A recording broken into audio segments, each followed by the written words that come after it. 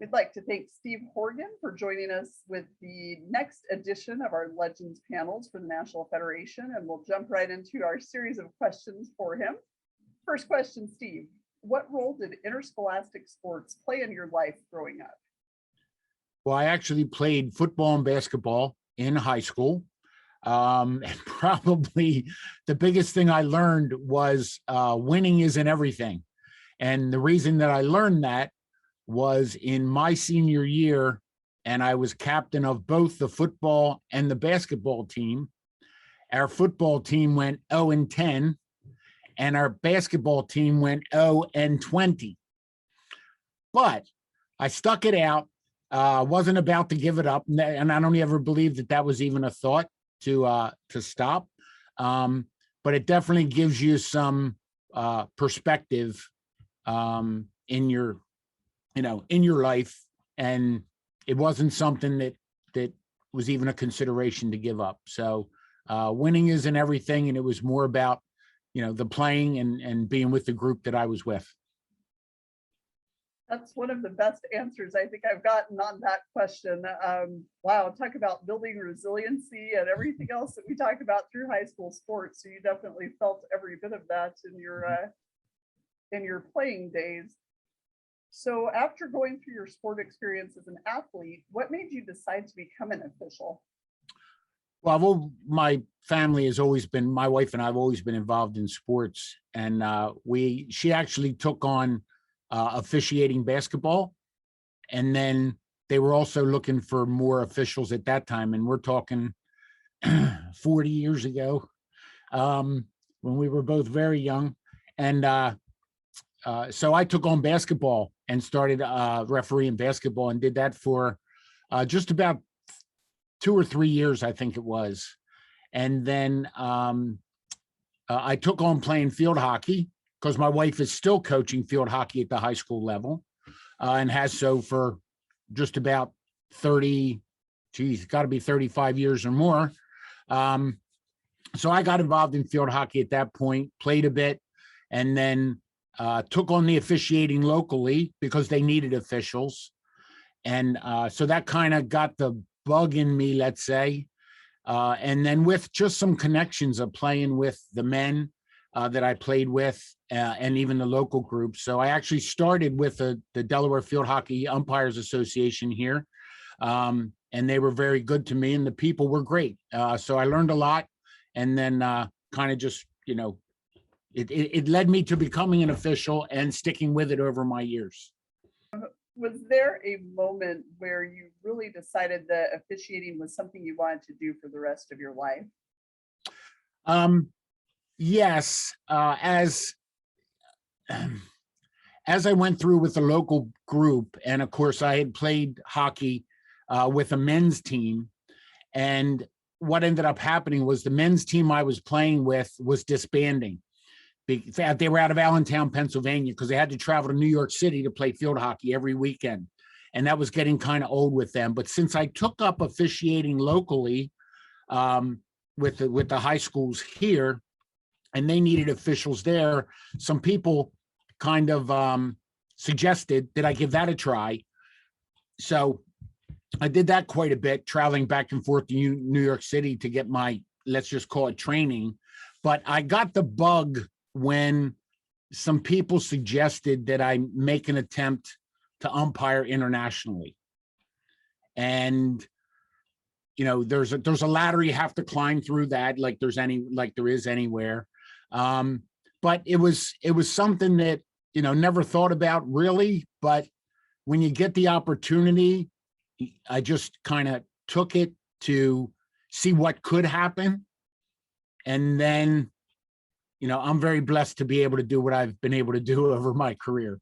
So that's kind of where the bug started. And I'll be honest with you, even dealing with the men and even the local coaches here, the girls, everybody I dealt with, the people have been great. I mean, there's always challenges, but there was nothing that ever, I'm going to say, turned me away from it to say, oh no, I'm done. I'm not taking this on anymore. And so I got the bug, it got inside, so to speak, and just kind of kept going from there. It is true. Once it gets in your bloodstream, you're kind of stuck. I hear that a lot. Yeah. Yeah, it's in your blood for sure. It Yes. definitely, it's bloodborne for sure. Yeah. Yeah. So what is your most memorable moment of your officiating career on the field?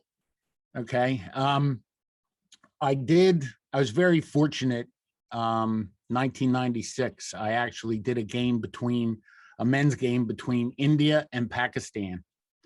And most people know the political differences between those two countries. And doing a hockey game with them, just by talking to some of my colleagues beforehand, you knew that this was going to be a challenge.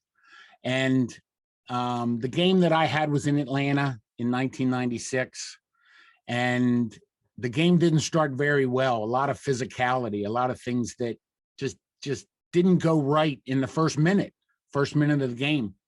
Well, we were smart enough, and my partner was from Argentina, spoke very little English, but worked out okay. So we pulled the captains together and said to them, from what we're being told, there are 50 million people back home wanting to watch this game that woke up at 4:00 in the morning. And they don't want the game messed up, and neither do we. So we're going to put the responsibility on the two captains to manage their teams and help us manage their teams. Well, we played, at that time, the games were 70 minutes long, and we played 69 minutes after that of absolutely beautiful back and forth hockey. The game ended in a 2-2 draw. And when the game was over, I had to sit down.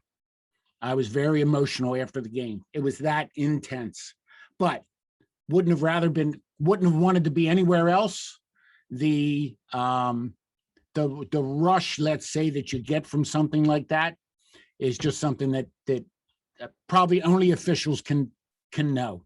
You can't very well explain it to anybody else. But when people ask me, what's your, the best game you ever had or your most memorable game, that one always comes to the front.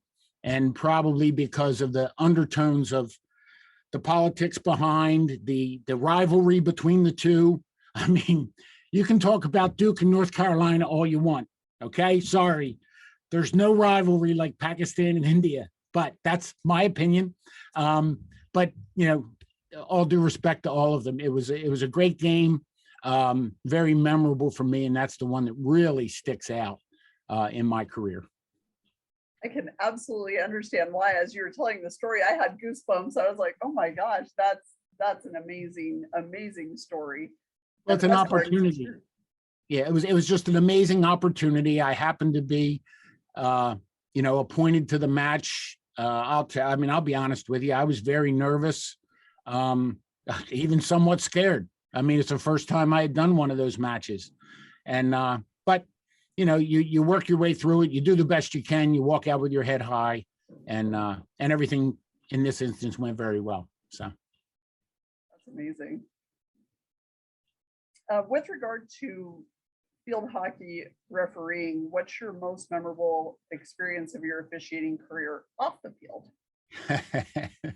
Well, it was just off the field. I was very fortunate. I was umpiring at the '92 World Cup in Sydney, Australia, and just happened to be walking around the stadium. And some little boy came up to me with his program and asked me to sign an autograph. I was like,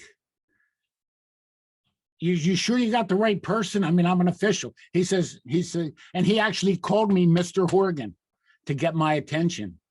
So yes, that was very memorable and something I will never forget. It just goes that officials have fans too. So that's awesome. I love that. Yeah. What would you tell a newer official who is about to quit officiating to try to keep him or her in the game? Well, if you love the game, okay, don't throw away the opportunity to be part of something bigger than yourself, so to speak. It can be very rewarding. We face a lot of challenges, because our challenges are because others have no idea of what work is put in to be an official. And as long as you're satisfied with the work you've put in, you're doing the best that you can.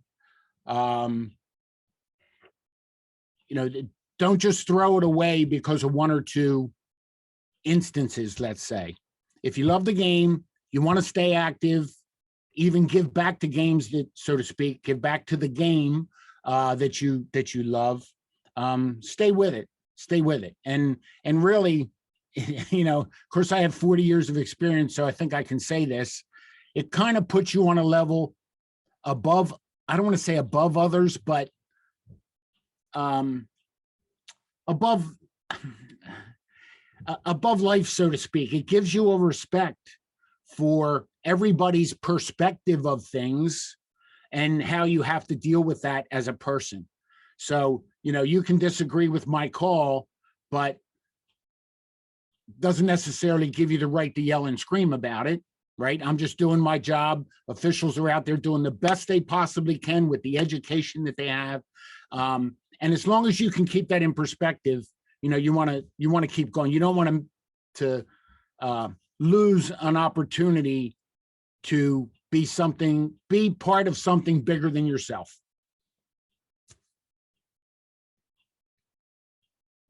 That was great. So how important, and this is a huge passion of mine, is the presence of mentors in the lives of officials. How important to you is it to have mentors, and what words of wisdom do you have for those individuals who serve in the role of mentor? Yeah, I mean, mentors are huge. And, you know, there's a lot of organizations looking to have set up one person with one mentor and all of that. And for me, there have been so many mentors over the years, even though they weren't officially assigned to me.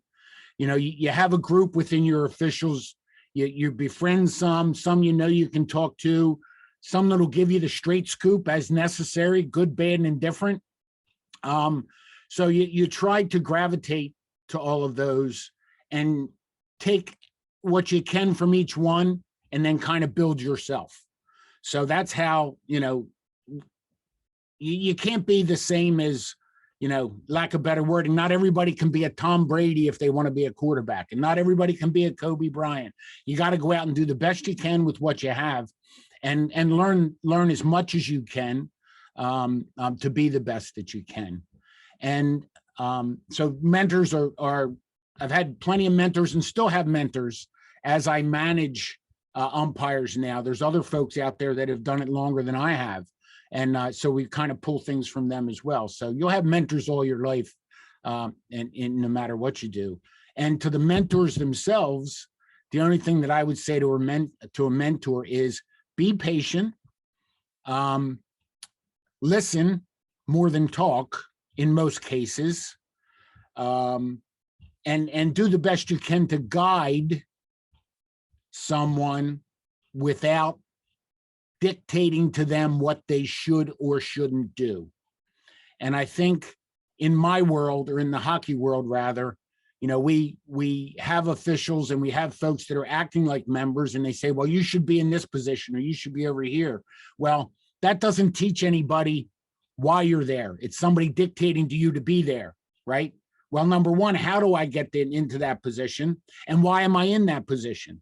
So if you get those questions answered, the participant or the younger official, I believe, will draw to that better, because it's not just, it's lack of better wording. It's almost like a parent saying, go take out the garbage. Not why do we take out the garbage, but you kind of put it in a sports perspective. So to mentors, definitely patience is big. And like I said, you know, you try to guide and not dictate to folks what they should be doing. Who were your officiating mentors, or who are your officiating mentors? Well, like I said, I've had so many, probably too many to count, because even as I was coming through the system and I would go to, well, locally here, I can remember the first person who talked to me about obstruction in field hockey back in the 80s. I can remember the first person who told me that I should consider a certain play a penalty stroke or a penalty shot versus just a simple decision. And one of those ladies is still umpiring, God love her. Most of the other ones have retired, but there's been so many. And even just colleagues can also be mentors. You know, as you come through a ladder, you know, in hockey, we're supposed to be equal on the field. There's two officials and we're both equal. But with the experience that some of them had, you know, as you come through even the local level, you know, okay, people say, okay, well, you're pretty good and, you know, we're going to give you this game or that game. But then the person on the other side has done 2 or 3 state finals or has done, you know, in my case, very fortunate, some other folks have done Olympic Games. So even though you're working together, you know, you still play off of their experience. And that's the one thing I find about officials and even as mentors, they are more than willing to help out those coming up and underneath. So the list for me would be way too long to try to give to you. But there have been so many and you know, there's so many people that at the end of the day that I'll have to thank for my career. What was a failure that you had in officiating that you look back at and realize that it really helped you long term? Well, the one thing that sticks to mind is as I was working my way through a ladder, I was appointed as a neutral umpire, which basically means the US isn't playing there.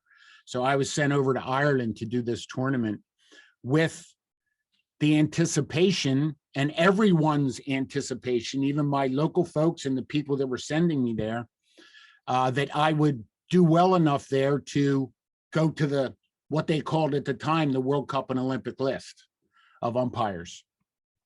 Well, needless to say, when I came back from that tournament, and even while I was over there, you know, the reports on me were not up to that standard. So inevitably, I did not make it to that list in 1998. And, you know, if there was ever a time where I even remotely, and I mean remotely, would have thought, you know, do I want to go long enough to do this and try to reach the top level? That would have been my point. But I stayed with it. I had plenty of people to encourage me. So in turn, not making it to that list or making it to the top level, the top rating in 1998, didn't really deter me. And it literally took another 4 years for me to get to that level. But I stayed with it, persevered. It's almost, I don't want to say like going 0-20 and trying to finish the seasons, but you know, it was a setback. I was a bit dejected, had to assess myself and things of that nature. And it was just a matter of, I said, you know, pull your bootstraps up and keep going. And we're going to see where this can go. You know, and again, I say it was a failure. The report wasn't so bad that, you know, you didn't belong here or you have no chance or anything like that. You know, it was a report of, you know, you should kind of work on this. A couple situations happened that I could have probably managed differently, things of that nature. But, and again, you know, you have to come back, assess yourself, assess what you did, decide what decisions you want to change or decisions you want to make to move forward. And I did. And luckily, you know, with the full support of my family, I was able to continue to make it through the ladder. Fantastic when you're able to take something like that, make it as a growth experience instead of it, you know, making you just go, well, that's it for me. I'm hanging it up. Well, I mean, there's always that, you know, and we totally understand we deal with it in field hockey as other sports do. You know, when you have people questioning every decision you make, you know, it's like, do I really want to do this? I wouldn't do this in my normal job. You know, having somebody over your shoulder saying, oh, why'd you hit that key? And why didn't you write this? And why didn't you do that? Or that's the wrong one. I want you to do this because it benefits my team, you know, things of that nature. So it can be difficult. But, you know, some people can manage that well. Others, make other decisions. But I've been very fortunate, and to be quite honest with you, it's given me a pretty thick skin as a person, but it's also taught me two things. One, never question another person's perspective, because their perception is reality. Okay. But you can always say, that's your perception from where you are, and this is my perception from where I am. Okay. And sometimes the two just can't agree. And that's just part of life, isn't it? You have to agree to disagree on some things. So, yeah. So, some of the things you learn in this process. What would you say to the fan in the third row of a youth sporting event who is driving younger officials away? Not that that ever happens, but. Yeah. Well, actually, I've had to do that as an administrator. As an umpire, one of the things we were always taught was, don't address the fans, you handle it on an administrative level. But now that I'm in the administration, I've actually had to do that with parents mainly, who think they're cheering their child on, but they're actually yelling at the ref, or they're trying to tell the kids what to do like a coach. The parents, I wish there was a way to change that culture, but the best that I feel we can do, and what I've done as an administrator, is I don't necessarily pick that one person out. You pick out the group that they're with, and you kind of talk to the whole group. And some of the things that we've done is talk about the positive environment for the kids. The kids are enjoying themselves playing, they're learning, they're with their friends. This is a positive environment, and we want to keep it a positive environment. Any yelling or criticizing of the officials only detracts from the positive experience for your children. Okay. So we would respectfully ask that you keep, your comments positive, cheer your kids on, and not try to influence the game from up here, or in your position. So usually when you get that, and because it's not usually just one person standing alone, so you make the statement across the board, and it actually resonates down the line, so to speak. We had, one just quick story, we had one instance in one of our recent indoor matches where parents were getting a little rowdy. Okay. We walked over. By the time I had gotten there, the security was already up on the platform where the parents were, and we knew somebody was going to be leaving. Well, the other parents from the same team pointed to the person who was creating all the commotion, and that person was removed. So, for the most part, and with these instances, they're pretty much one-offs. They're not, usually the biggest group. And I think nowadays, a lot of parents and most parents realize the reason for youth sports, why the kids are there, and I can say we very, very rarely ever have a problem with a player on the field acting up. Okay. But it's mainly someone from the sideline or a parent, okay, because of their perspective of the game. But if you reinforce the positive environment without accusing, you need to shut up or something like that, that's just confrontational. So, I do sometimes, or I will say, we don't want to take anything to the next level and kind of leave it there. They all know what that means. They all know that means you're leaving if this continues. And, for these past 4 or 5 weekends, we've had events. One little chat to the group pretty much shuts it down. And then when we do say, that if this continues, overall, you're not going to have officials. And if there's no officials, there's nowhere for your children to play hockey or play whatever sport it is. Okay. So we just try to reinforce the positive environment to the best of our ability. And I will say almost 99% of the time it works. That's a great approach, because I think a lot of times we do look at the one person that's probably being the loudest, but I think on the one side where it's the parent, there's a little bit of pack mentality. And then when you address them as such, it probably does help, because now everybody else is going, well, it's not me. Yeah. So they Yeah. might help with the policing a little bit. That's a great Yeah. approach. But I will say as well, as an administrator and a director with USA Field Hockey, I'm able to do this.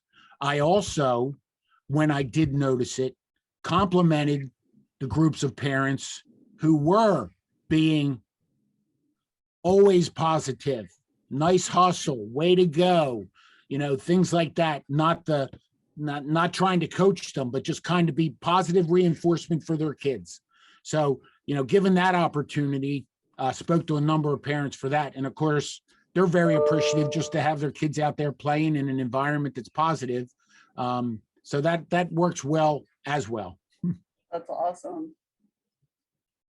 If you could tell your younger self to do something differently in terms of officiating, what would that be? Oh boy. I guess remember that you're an umpire and you're not a policeman or a dictator when you're on the field. That's hard for a younger person. We're finding that in our education, because you expect young people to be in authority now, or even, in their early 20s. Yes, they're young adults, but they're not the 40-year-old or 50-year-old adult, but they're seen the same way. So sometimes what we find, and what I recognize from my own past, is you get out there and you're so tense, you want to do right, and you're really not enjoying yourself because it becomes business. And so relax. Remember, you're there just to administer the game. You're not a policeman. You are not the be all end all of everything officiating or the game. And I really got a little bit of a wake up call as I was doing a simple club match in Washington, D.C., where the person who was overseeing the officials came up to me after the match and he said, "Are you having fun out there?" And I said, "Well, yeah." He said, "Well, you didn't smile once while you were out there."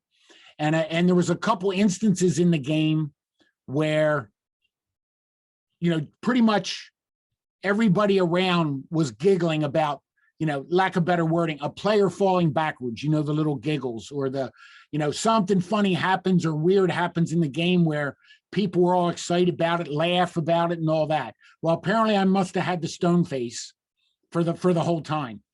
And he said, if you're human, you have to be human. And if things are funny, you have the ability to laugh with everyone. You don't have to stand there with a stone face. Okay. And, they don't need to see you as a stuffed shirt, so to speak. Okay. So enjoy yourself. Do what you can, and try to learn as much as you can as early as you can. And what I mean by that is, in our world, it seemed as though for a while, the younger folks weren't getting the information, like I said, about being a policeman or a dictator. Get that out. Okay. Well, we're trying to bring that information to the younger folks now earlier than we ever got it as an official. Okay. So that they can learn from that. And if they get by that facet of the game, so to speak, or that facet of their umpiring, they'll enjoy it much better for much longer, is how we're trying to approach that. That's amazing advice. I don't think in a quarter of a century of working with officials, I don't know if I've ever heard anybody explain it that way. That was amazing. Like that was a nugget that I'll probably steal and write down. So that was fantastic. So I have one last question for you, and this is kind of you helping the National Federation a little bit, because as you know, we're short on officials in every sport across the country and are always recruiting. So as a final question, you have one opportunity to convince people to become officials. What do you tell them? Well, what I usually tell people, since most officials come from a sport that they like, okay, or they've played or whatever, that if you want to stay active, you want to stay involved with the games that you love, becoming an official can be very rewarding and challenging, okay? But being part of something bigger than yourself, but also helping the youth of today perform, let's say, in front of their parents, their teammates, their schools, the pride that they have, that, it can be very rewarding, but you have to love what you do. And you have to be there to help. You're not there to, like I said just a minute ago, you're there to help. You're not there to be the show. You are part of the show, but you are not the show. And the players are the show, and we are just there to kind of keep it on an even keel, let's say. And I think all officials would tell you that. But if you want to stay active, you want to stay involved with the game you love, and I can tell you, with the group of officials I've been fortunate to be with for the last 40 years, okay, even in different sports, officials are a cast of characters. They are a lot of fun, and they're not a bunch of stuffed shirts, like I said a minute ago, and they are people, and you can have some really, really great conversations with them. And that's one of the things that has really kept me in the game as long as I have been, is the friendships, the people, the enjoyment of the game. Love the game, love the challenges of officiating it, and hopefully be able to bring some of that back to the younger folks, okay? But I know that was a little long-winded, but if you love the game, you want to stay active, officiating can be a very good and rewarding use of your time, okay? I mean, yes, you be paid to do some of this stuff, but I don't believe I was ever in it for the money. And, unless you're going to go professional, it's pocket change. So, which is fine. But if you love what you're doing and love the sport and the people you're with, give it a shot and, do the best you can. That was excellent. Steve Horgan, our legend of field hockey officiating, thank you so much for your advice, your wisdom, and sharing your experiences with us. On behalf of the National Federation and the over 200,000 men and women who officiate at the high school level, thank you for your time, and thank you for paying it forward to our high school officials. We appreciate it. My pleasure. Absolutely. Thank you, Steve.